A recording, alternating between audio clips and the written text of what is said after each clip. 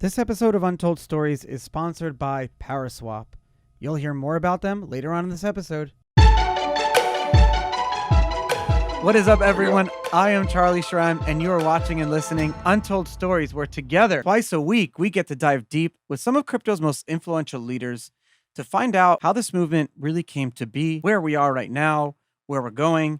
What I've been really enjoying over the last 50 episodes or so of this 200 plus episode show is over the last 50 episodes or so, we've been really diving deep into very highly technical subjects. But what I've been impressed with you, the listeners, and my guest is that we've been able to come out at the end of the show, not feeling too stressed out, like what the hell, I'm so lost. We're actually getting to some good conclusions. We're understanding things, how everything kind of weaves together. Today, we're going to talk about some really amazing subjects: mining, Bitcoin mining, altcoin mining. We're talking to a true OG today. Ryan, thank you so much for coming on the show today. Before I introduce you, thank you. Yeah, thanks for having me. Ryan, you were introduced to the crypto space in late 2012, around the same time that I actually got into the space and quickly got plugged into the mining community. It's funny because when you get plugged into the mining community, that was probably the hardest thing to do back then. Some of your early contributions included helping launch Coinwarz in 2013, which was a site that allowed people to get the huge mining profitability. And through 2013 and 2014, a hardware comparison site, cloud mining service that allowed people to do customizable profit switching with 80 different altcoin mining pools. And in 2017, you joined Bloq, and under their accelerator program, or under Bloq Labs, I don't know if you'd call it that even, you launched Titan Industries and now became Titan. So congratulations. You've been doing so many things. Your involvement in this space has been immense. So thank you so much for all of that. And thank you so much for coming on Untold Stories today. Cool. Thank you. So, I was doing a bunch of research, and something struck me that I thought was kind of cool. When you go to titan.io/pool, one of the things that you're offering is the Titan pool reduces jurisdictional and support issues for North American miners who previously may have entered into potentially complicated transnational agreements. That's very interesting. I've never seen that before when it comes to mining. Can you kind of get into that a little bit? Explain to me why that is so important. That needs to be your top 5 features of the Titan pool. Yeah, one of the main focuses of the Titan pool from the very beginning has been to be completely transparent. So there's no backroom deals. What you see on the site is what you get. When it comes to the fee structure, you're paying the same fee ladder that everyone else is paying, and it's fully visible up front on the site. So you're not mining along with someone else that has a zero fee. The idea of the pool was meant to be fully auditable, fully transparent. Everyone in the pool knows everyone else in the pool. It's really trying to remove that black box mechanism away from the pools that we've seen historically, especially a lot of the pools in Asia. A lot of the miners that we were engaging with here in North America were under contract with pools over in Asia. And some of those miners, if they wanted to go public or they needed to be compliant in some way, found it very difficult because there was just so many unknowns when it came to the pool that they were mining with. You don't think, when I'm thinking of all different industries, you don't think about compliance and regulation when it comes to Bitcoin and altcoin mining. You're thinking of machines in a data center pumping out digital tokens. What type of compliance is actually involved in something like that? I mean, at this point, it's still to be defined. A lot of these companies that want to go public because they have been raising investment and they're building their facilities very quickly, they're trying to get ahead of it. At the end of the day, if Bitcoin's going to be some type of a currency, if Bitcoin's going to be some type of a commodity, it's going to be regulated, especially here in the States. So whether miners are going to be deemed as money transmitters or they need to have some type of licensing or regulation, none of that has been defined yet. But a lot of forward-thinking miners are really trying to get ahead of it, especially if they want to go public. It makes sense completely, and it seems like that's where mining is going. I just saw today or the other day, HUD 8 got listed on the NASDAQ. You guys operate that software, that miner management software, that essentially you guys are at the cutting edge, but are the market leader in that. I saw Core Scientific uses you guys. How has the evolution of mining changed from the Coinwarz of 2012 when it was just websites I remember, and I'm trying to rack my brain where I was mining, but I remember when I was mining on an Ozcoin Hmm. pool out of Australia. And pools were essentially, for me back then, was I had this mining, hardware, and I needed a simple way to connect to everything else. But when mining pools became, it allowed people to share all the rewards. How have you seen that evolution? Yeah, I mean, early on, it was install the node on your computer, sync it from GitHub, build it, have some mining devices in your garage. We had a bunch of racks of GPUs at the time that we were mining against Litecoin and some of the other altcoins. And it went from solo mining, obviously, when the Stratum protocol came out, it helped synchronize everything. And everything moved over into a pool model. It's solo mining is very, very difficult unless it's a brand new network, but originally focused on Coinwarz, which funny story around that launch as well. We were just looking at all the different ways to mine and be profitable with our hardware, just because the difficulty on the Bitcoin network was going up so high. As we saw more and more pools coming along, some of them got kind of gimmicky with trying to gamify the pool experience to get more customers. But I really think as we evolve in the space, pools, mining in general is going to be way more institutionalized, or even on an enterprise level. So the evolution of the mining space and the evolution of the pool space, I think we're going to see more privatized pools. I don't think public pools are going to be a viable business model moving, 5-10 years from now. I really think we're going to start seeing a consolidation of, large hash rate producers around private pools. A lot of people, um, a few years ago, would point to Satoshi and mining pools kind of butting heads a little bit. Do you think that Satoshi almost was nervous of the idea of people kind of pooling together because it would amalgamate power in a way? Absolutely, actually. It's funny because I wrote a paper about this back in 2018 on the concept of decentralization of control. And that's actually the project we're working on right now. With Titan, we have a new protocol coming out called Lumerin, which is essentially decentralization control of hash power through a smart contract network. If Satoshi were to have a problem with mining pools, it would be the idea of centralization of control, Yeah, where especially when it we comes see to more. voting. Exactly. We see more specialized devices coming online around the world. The reality is, anywhere in the world you find cheap electricity, stable infrastructure, and favorable government regulation, you're going to have a congregation of mining and hash power. So whether that be in Texas, upstate New York, or Kazakhstan, anywhere you have cheap electricity and these three elements, and obviously favorable government is becoming more and more important, as we saw Yeah. in China.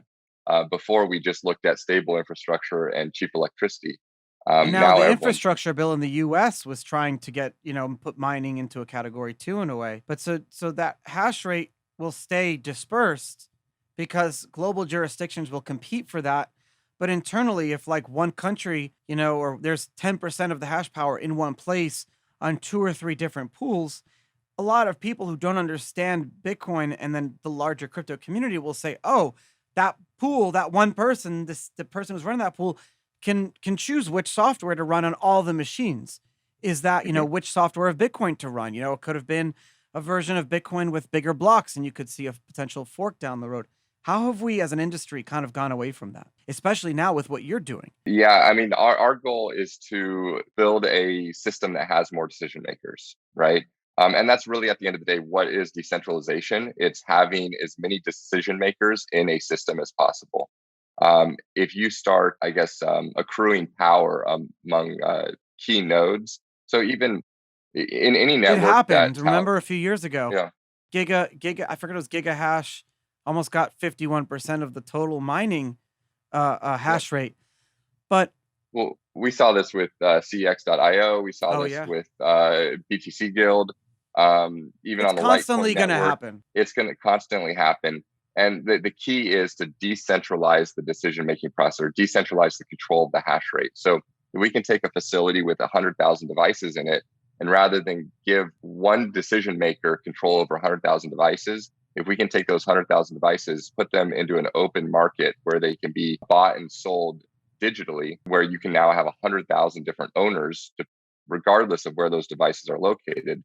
That's Really? really what we want, is decentralization of the control of routing of hash power. And that's all about the network that we're building. So it doesn't matter who's maintaining the data center with the physical machines. If you decentralize the actual ownership of it, that further kind of like, I always imagine a hammer breaking like a building of Legos. You want to constantly, the Legos are going to try to amalgamate and try to come back into something centralized, but you're constantly having to break it apart. And the Legos will all connect. Well, Legos don't have like, abilities to reconnect and to think, but maybe I'm thinking of cells or whatever, microorganisms, or those old, you'd see movies where the Terminator kind of, you break it. It's kind of crazy. You almost wonder if it was pre-thought of that this could happen. And Bitcoin and most, if not all of proof of work cryptocurrencies almost constantly incentivize decentralization. Because if anyone even has seen, and tell me if I'm wrong, if it seems even close that one pool operator, one software operator, one country or one place even gets close to it, then that the whole integrity of the system is at stake and could collapse and become near worth zero.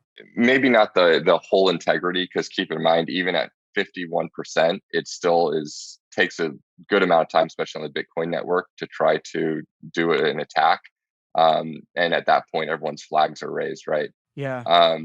So it's not as easy as people think, but the optics of it is what's important. And that's why we see self-regulation. We see, like historically, we saw BTC Guild self-regulate and actually scale down their operations. We see time and time again that members of the community realize the optics are very, very important. So even if they're approaching a large majority of the hash rate, they'll self-regulate. Now, what does that meeting look like? Do they sit in a boardroom and say, guys, we're getting too big? How does that, do you break up the company? I can't, this needs to be a paper in and of itself. Oh, I think we probably have good history in Bitcoin talk of, all the different posts of these pools getting flamed for getting too big. If anyone remembers, like early on in the community, and I mean, I felt like I was late to the party coming in late 2012 because Bitcoin talk had already exploded and there were so many different channels and so many different things going on. But the community was a little hostile, if you remember. Like if you posted something that was crap, if you I was always afraid of the community. community. Even my first post, I was scared, and the community was 10 people. The community was, but the ethos, because you know what it was? I always felt that the ethos was like, hey, we know this is amazing. And if we have to convince you, it's almost like that stupid Satoshi line where it's like, I don't have time to explain it to you, where he's talking to Dan Larimer. I don't have time to explain to you. If you don't get it, then I'm not going to bother. So here we have like Satoshi saying that. So it's not the hostility of it, but the fact that Bitcoin was invented a year before and all the cypherpunk mailing list, kind of turned it down and said, you're an idiot. This is stupid. And then we had to like kind of have our own little community on forums. That was what created that, like, we're in our own corner, leave us alone, we'll leave you alone almost mentality. Yeah. I miss those days though, don't you? I do. I think it weeded out a lot of scam artists early on. The people that made it through, 2012, 2013, it was kind of like trial by fire. And the people that actually had successful projects coming out of 2013, 2014, they built some of the most incredible companies that we see in the industry today. A lot of those companies are actually some of the altcoins that we're mining, that you're mining, I'm mining, projects that are existing today. A lot of them were founded in those early years. I mean, even we talk about Ethereum, and you guys now work with 80 plus. Did I read that correctly? Or no, that was so that's what we worked on before. When we launched Coinwarz. So funny story around that was there's an old calculator game called Drug Wars. I don't know if you've ever played that. I remember that. I remember that. Oh yeah. Wow, you're bringing back memories. Jeez. Yeah, so we used to play that on like the TI-83s. Yeah. And there was this concept of you're like moving between cities, you're buying low, selling high. Yes. And we were looking at the exchanges, and we were looking at Mt. Gox, we were looking at VerkerX, we were looking at BTCE, and there was such a huge difference in the price. So we were thinking, oh, well, if we could arbitrage against these different exchanges, and if we could gamify this, we should call it Coinwarz instead of drug wars. We're, basically buying on Mt. Gox, selling on VerkerX, and we're going to put this gamification layer on top of it. And I I played remember this on my Palm Pilot. I played it on my Palm Pilot. That's what I played it on, I yeah. think. So this was like kind of the beginning of the idea. So we started building this like console style UI on top of it, and then Dope Wars, Kyle, yeah. my buddy, started writing all the exchange tie-ins and calculations around which coins that we should purchase. At the same time, we were building our mining rigs, and he started using those same calculations to start calculating profitability of what we should mine and when we should mine it. And it kind of came together of, hey, these are good calculations. It's telling us, how to be the most profitable with our mining rigs. We should just publish it to Coinwarz. And that's how the profitability calculator got launched. Was Kyle took all these original calculations that were supposed to be for this uh, arbitrage game, and we launched Coinwarz, and it blew up really, really fast. By the end of 2013, we were getting millions of visits a month. Um, and then that's actually spun into the 80 different mining pools, because we started quickly realizing that a lot of these coins were really profitable to mine, but there was no stable pool to mine against. So that's when we started launching profit switching pools. I tried launching a project called poolx.com to do a very similar thing back in 2000 with my friends Jason and his brother Eric. It was probably 2015 or something like that. Okay. It didn't take off because I was a little hard-headed and didn't believe in the future viability of altcoins, stupidly. A lot of these projects, I was still very much like, and it's not, at the end of the day, like I have to separate my own personal morality on decentralization and belief with the ability to like be a capitalist and make money now, and then what can actually like I remember asking someone like, do aliens exist? And his answer was, it's kind of selfish to think that aliens don't exist, isn't it? And I'm like, oh shit, you're right. Like, just because I'm here doesn't mean there's nothing out there. So it's like I had to kind of place the same views on top of crypto. It's like it's almost selfish to believe that Bitcoin is the only one, and I still believe that. But at the same time, uh, as the community grows and as these things grow, there are a lot of different blockchains and a lot of different coins that can do a lot of different things. Have you expanded your view on that as well?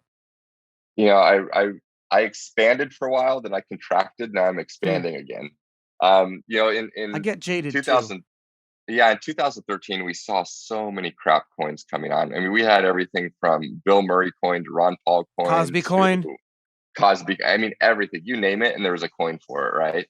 Um, so we got really defensive, right? So when we saw new coins coming online like Factum, we saw new models coming online like Ethereum, and we were very, very defensive about it, because it was just Same. like, wait, another one, really? Like we've been through this Cambrian explosion. It was the same crap over and over and over again. But then I think Ethereum and a few of the other projects that came out in 2014, 2015 really broke the mold, and they started showing that there's this new functionality that could be added into these decentralized ecosystems, and were very, very useful. I think 2017 compounded on that, where we saw thousands and thousands of new projects coming into the space. Everything from like people trying to pitch me decentralized augmented reality, and I'm like, wait, what? It doesn't make any sense. Um, Dentacoin. Yeah, we have 2% increase in the dental industry, and you have a dental token. You had there was a guy exactly. doing a It car was wash coin. yeah. There was the coin for the car auto dealership, mechanic shop coin. Oh my god. Yeah. These people had So booths at conferences. everything, right? And it was a cash grab, because literally, if you come up with a cool name and a cool graphic for your coin, someone was going to buy it, and as soon as someone buy it and it hits an exchange, you cash out. And it was the same pump and dump model that we saw in 2013. But mixed in there were some incredible pieces of technology, and that's the hard part, is weeding through all the garbage to find the gems. And we do see a lot of amazing tech that came out of 2016, 2017, that are now like getting launched into the community, 3 years later. And now we're seeing things like Polkadot. We're seeing like Cardano come into fruition. We're seeing Cosmos. Cosmos, exactly. Like I remember seeing Cosmos talking to the guys back in 2018 They were at like a flip-flopping for side conference. years. Yeah, they were trying to You figure out know, what they're doing for years. yeah. So a lot of really smart minds are building a lot of really cool stuff. I think there just needs to be a maturity coming into the industry in the near future around organization. That's really what it comes down to. Is we have a lot of really cool projects, but most people don't know what they do or what to use Yeah. them for. And we're going to start seeing coins and these different decentralized networks falling into categories. And there's going to be more and more layers of organization and also automation around switching between them based on needs. What type of technology is being seen as crap now because of the companies and the projects that are doing it?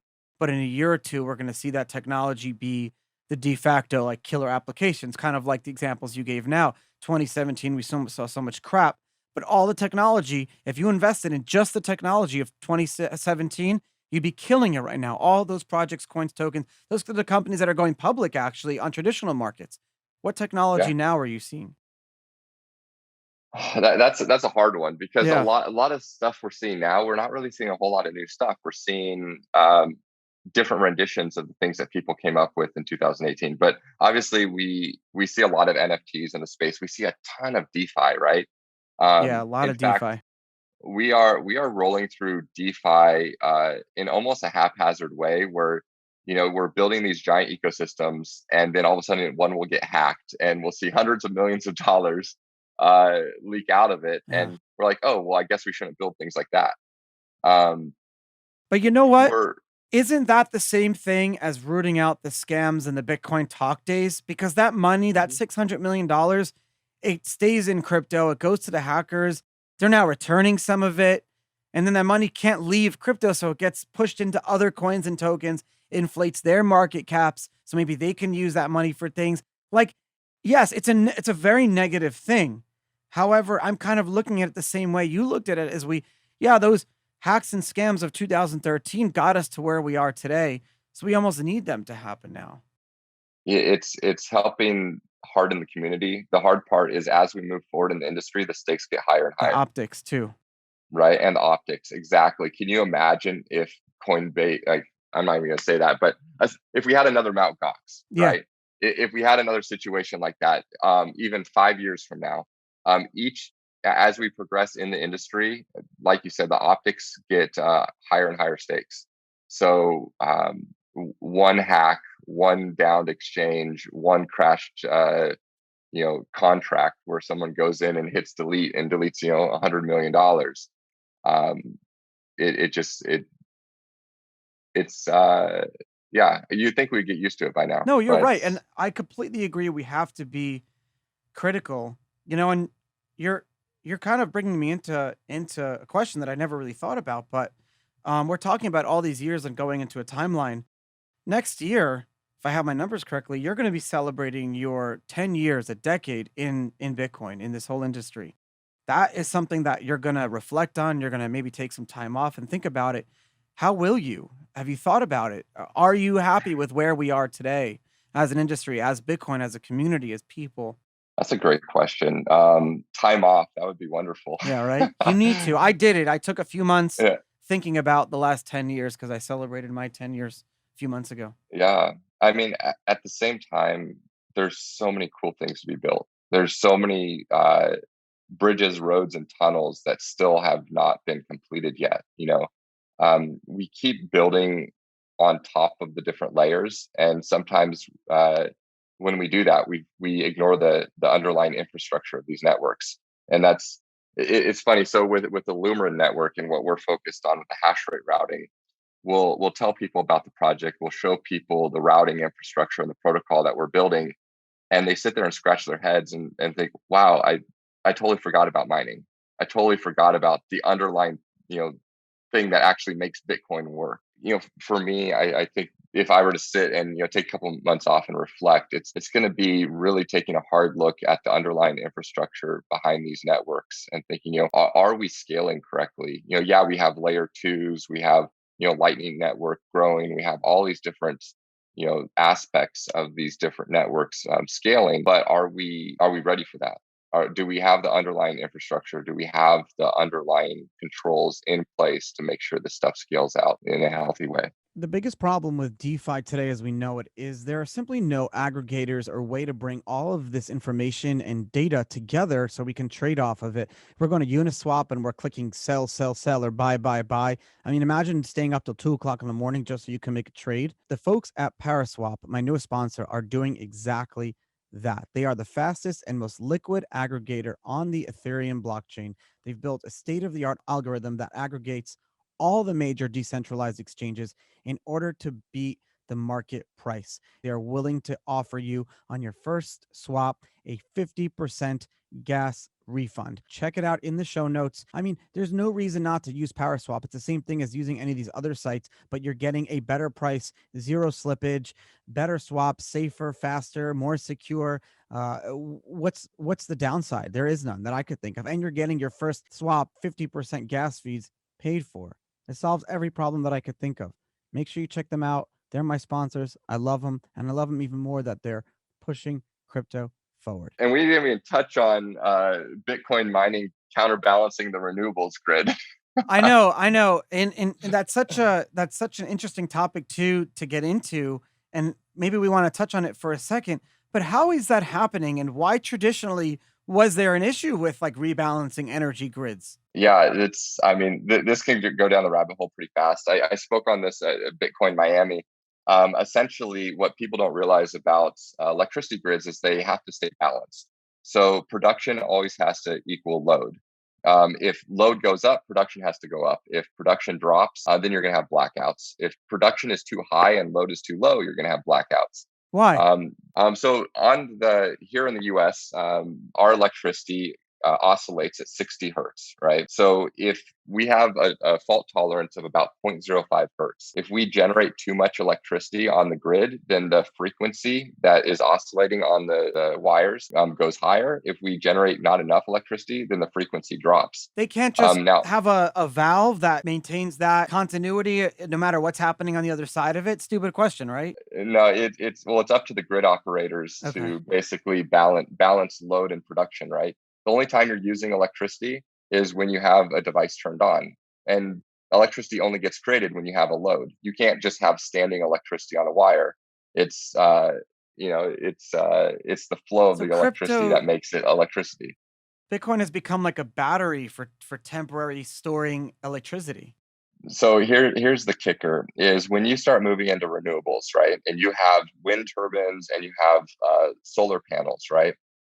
You can't stop the sun from shining on the solar panel and generating electricity. I mean, there are like shutter mechanisms, there's way of doing like shade and that type of stuff, but it's not cost efficient at scale. So when you have, say, like a city like Palm Springs that has a huge amount of solar electricity, well, in the winter, when Palm Springs isn't running their AC units, but they built out a huge amount of solar, all that electricity has to go somewhere because the solar panels are producing electricity, whether it's being used in Palm Springs or not. You can't cover the panels or something, or it's like stupid. At scale, it doesn't work. At scale, it just doesn't work. Costs too much money. So yeah. we actually had a point in California back in 2016 where we actually had to pay Arizona to take electricity off our grid because we were producing so much electricity on the California grid and we couldn't ramp it down because it was coming from renewables.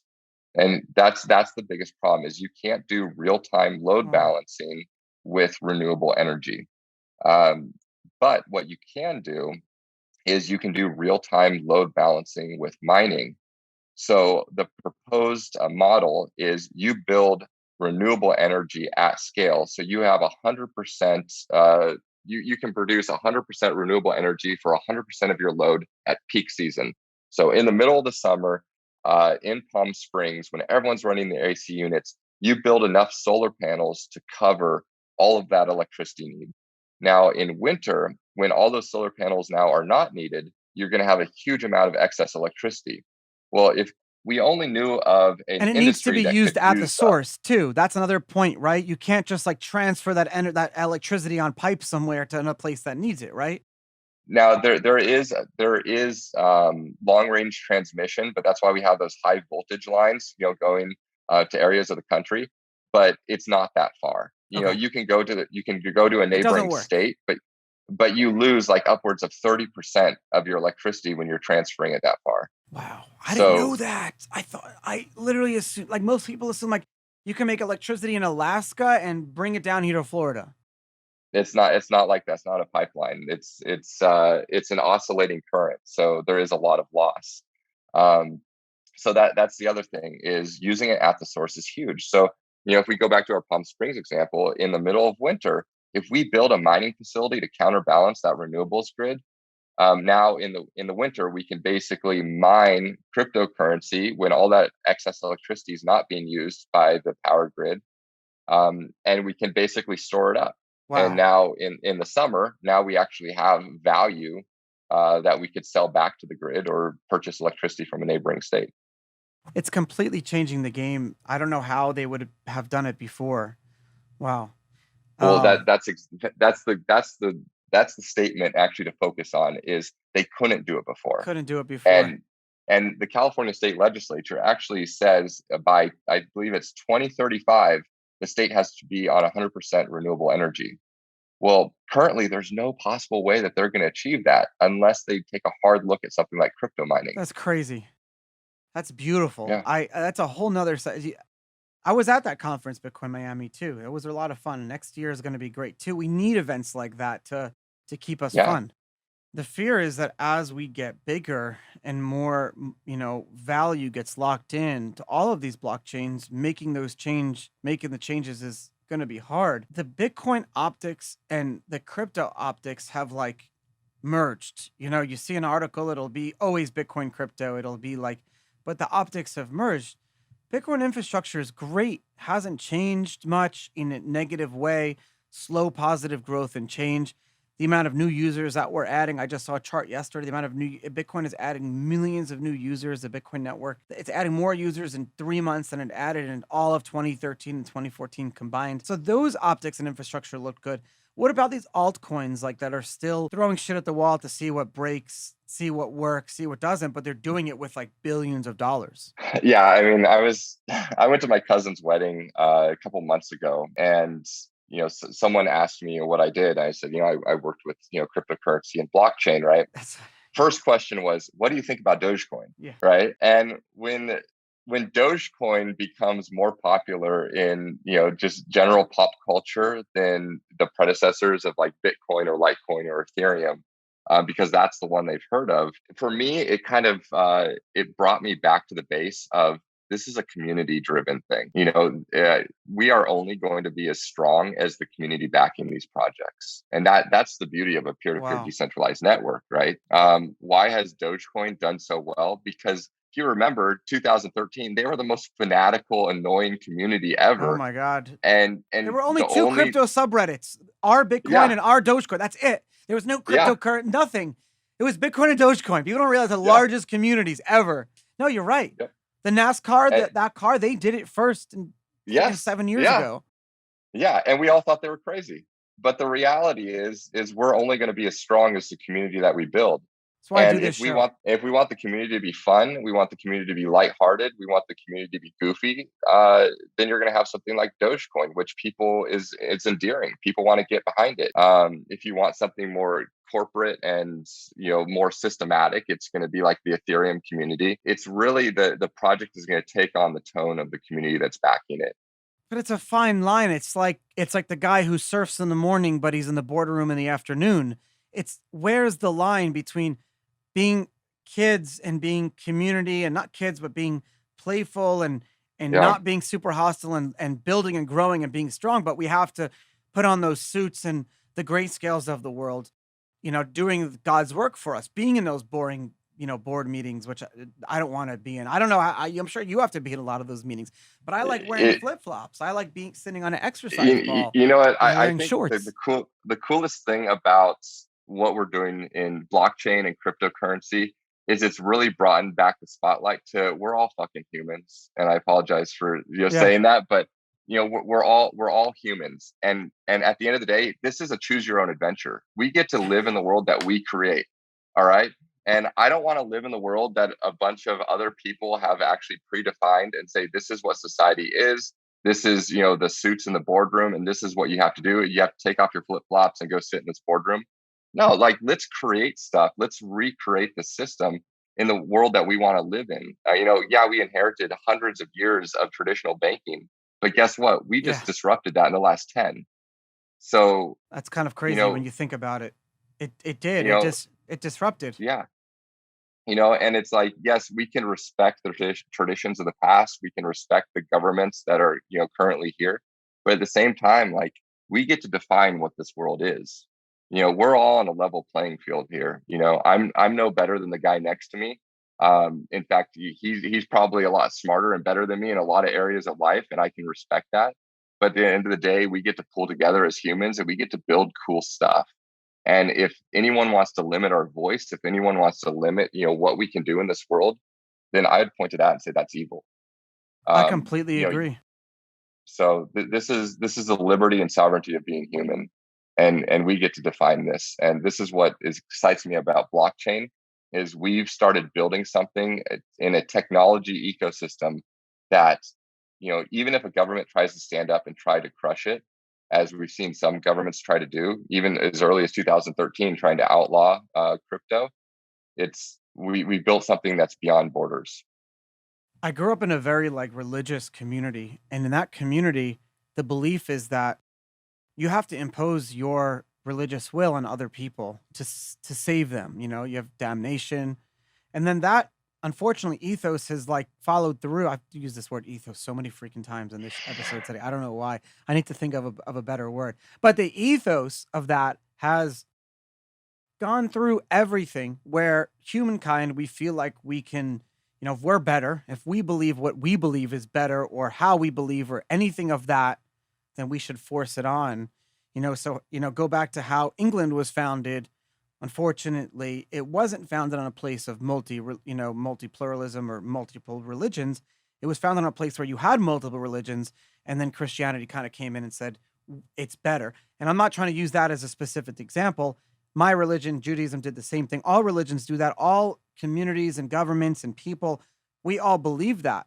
And when I was leaving that community, I didn't like that ethnocentrism. I didn't like that, you're first class and everyone else is second. I didn't believe that because I believe what you believe.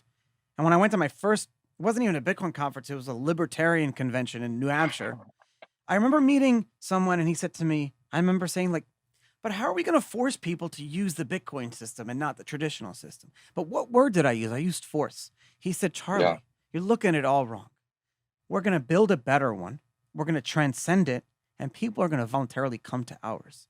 And that's a better way. yeah. Brilliant. So good.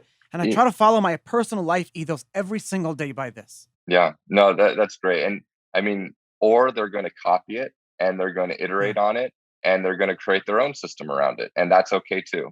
And that's, I know people want to, hate on, Dogecoin and some of the other altcoins, but at the end of the day, they have their own thing going and there's a place for it. I started paying my boys out in Dogecoin early on for doing chores. Oh, I wow. set them up their own wallets that actually turned into their college fund. So I'm like, all right. That's so cool. That's awesome. But at the time, Dogecoin wasn't worth anything, and it was so cheap, and it would transact so fast. It just made sense to do it for doing it for chores. But yeah, at the end of the day, that's what I would think about. Going back to your original question, if I took some time off, really thinking through this, um, I love what Dan Larimer is doing with the new governance stuff he's focused on, and that's really a lot of people in the space that have been in the space for a while. When I ask Yeah, them, he's launching what a interests new them, isn't he launching a new exchange Bullish? Is he part of that? The I'm not EOS sure Bull. about Bullish. I know about Open Eden Okay. that he's been working on, and a lot of the people in the space that I will talk to that have been in for a while a lot of them are very focused on governance, like moving forward, because that's, I think, time and time again, that's kind of what it's come back down to is when you have a huge community of peer-to-peer networks, how do you properly enforce governance, or how do you let people have equal voice or equal say, where you don't have these, super nodes, taking control of a network.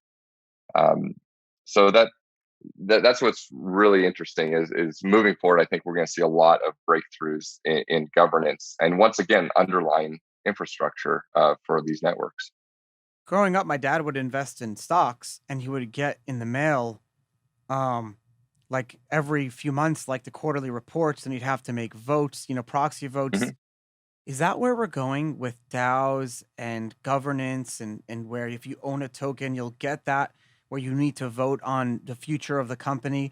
But in terms where it's not like your vote goes to a board, it's like it's a smart contract in a way. I mean, maybe. It's cool. It's cool You shit. know, what about having a traditional board seat in a company that's actually a DAO, where in order to get that board seat in a traditional company to vote on something, it actually goes out to the voting members of a DAO. It's very Decentralized powerful. traditional companies, It's yeah. very powerful because it actually brings together public and private partnerships in a way where I was talking to a mayor of Jackson, Tennessee on the show just the other day, Mayor Scott Conger, and he said he's actually trying to mine Bitcoin in City Hall, but not for why you and I think. He believes that in the future, Bitcoin miners will be ultimate in terms of having a seat at the table.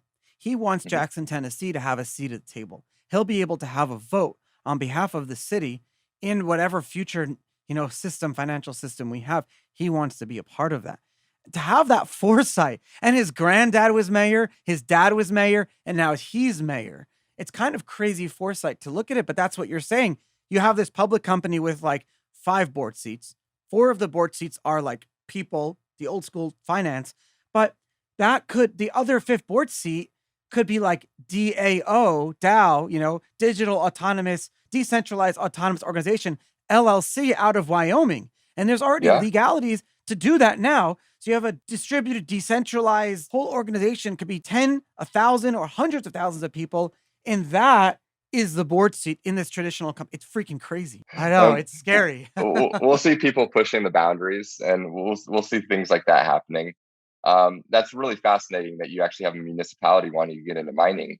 Oh yeah, I'm gonna And connect you with him. yeah, that's very cool. And with Titan, and the focus of the protocol that we're building has always been, just like if you wanted to run a website, you could either get a server and you could throw it in your garage, and you could run the actual servers and Yeah. website out of your house, or you could just set up an AWS account. Well, we don't quite have that virtualization around mining yet, and that's what we're really pushing to build. Is anyone that wants to get involved mining doesn't have to have that sophisticated level of hardware sitting in their facility But or how their are you garage. different from cloud mining then? Because it seemed like that's where the industry was going. Like, oh, you can mine Yes, from your base, from your house, and your computer or whatever. the difference between cloud mining and the protocol that we're building is cloud mining can happen on our protocol.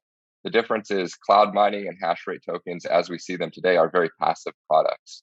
You buy the rights to the output, but you don't actually control the hash rate. So Oh. you're just getting the Bitcoin. Because we're building an actual peer-to-peer proxy routing protocol. When you purchase the hash rate through our protocol, you actually control the hash rate. So it's actually opening a socket from Oh the wow. local mining facility, and it's actually routing the hash rate real time to your endpoint.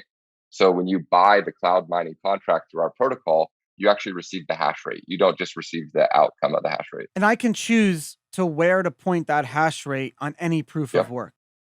Yep. Now, what about script or SHA-256 or different consensus algos that still use mining? Can I point that hash rate to that? Within the same algorithm family. So, Okay. but it's really coin agnostic, because at the end of the day, we're just routing TCP/IP sockets. So whether it be a Litecoin miner or an Ethereum miner, or currently Ethereum miner, um, it doesn't matter. If you buy the hash rate, then you control the hash rate. What's the And you current can cost for hash rate? um, Just a I mean, range. Yeah, it's completely linked to profitability. So Okay, good answer. right, Yeah. so at any given moment, you look at the difficulty of the network and the exchange rate for that token, and that's what the hash rate will cost you. Now, the interesting thing is if you're mining script, there's a ton of script coins out there that could jostle for profitability at a given moment. So it could be Litecoin, it could be Oh, so Dogecoin, yeah, you got to you be know, switching. exactly. So someone could buy, script hashing power and know of a random script network that they're going to get better profitability for. So they're going to buy that script hashing power to premium. At the end of the day, what it means is better profitability for the miners. And that's really where we see this going is miners are creating hash rate as a commodity and they'll sell it to the highest bidder, whether it be a pool, a network, or a financial institution. Is there a place in someone's portfolio for this? Meaning that traditionally it's been buy tokens, buy coins, buy stocks, keep them in different types of portfolios, stay away from mining because it only works at scale. Someone's looking at like $100,000 and they fully believe in the long term viability of Bitcoin specifically. No, or some of these altcoins or just crypto in general. Are you looking at the regular, not regular, but like my listener? Is that your customer? Or are you talking about people, large institutions at scale that need to come in with millions of dollars? Um, Both. Okay. At the end of the day, it's going to be an open protocol, peer-to-peer network. So if my mom wants to load it on her computer and purchase hash rate, she can. If Fidelity wants to buy a huge stake in a mining facility in the middle of Texas, they can. And it's all going to happen through the same peer-to-peer protocol. It doesn't play favors. It's really going to go to the highest bidder. It's really opening it up to true decentralized peer-to-peer market dynamics on hash rate. If we kind of like bring it all together, is hash rate proof of work? Is it really the only counterbalance or way a cryptocurrency can succeed, or do you think that proof of stake and some of these other consensus algorithms have a viable shot? I don't want to put all my eggs in one basket and say, oh, it's definitely proof of work, it's definitely proof of stake. At the end of the day, they're both viable models. I think that's been proven on various networks. I think their distribution model is very, very different. Proof of stake is kind of like to those that have will get more, and proof of work is you can start with nothing and start getting something. So I think the distribution model around proof of stake and proof of work are very, very different. They do build very, very different Oh, types of communities. If you notice, most proof of work networks historically were like way more technical, low level communities.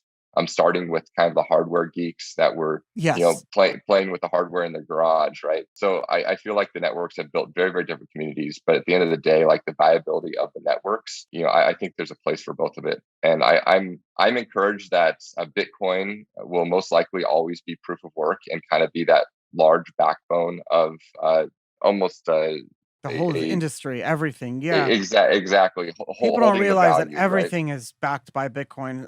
Half of the Yep, stable coins, half of the altcoin, like it's just all yep. Bitcoin is that backbone. Where can my listeners follow up with you more on this? Because I could already tell that they're going to be very excited to learn more. So Titan.io, we have the white paper listed. It's under the Titan network currently. We're going to be doing an official launch and announcement of it in the next couple weeks. But you can go on Titan.io. You can see the white paper. You can read about what we're building and why we're building it. This is so cool. Ryan Condron, thank you so much for taking the time and coming on Untold Stories. Charlie, Appreciate you. it was great. Thanks for having me.